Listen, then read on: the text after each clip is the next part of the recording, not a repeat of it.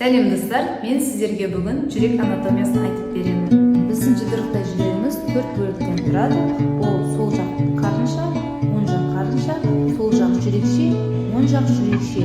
Сонымен қатар ірі қан тамырлардан ол қолқа артериясы, өкпе бағанасы, жоғарғы қуыс венасы және төменгі қуыс венасы төменнен келетін және өкпе веналарынан тұрады.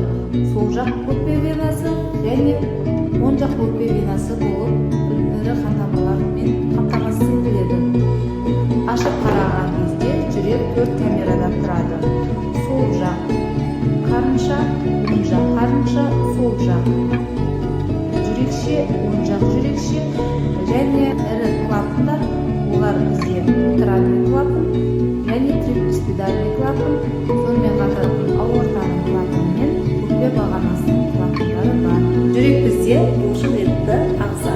Бұлшықетті ағзаны коронарлы артериялар мен веналар арқылы қанмен қамтамасыз етеді.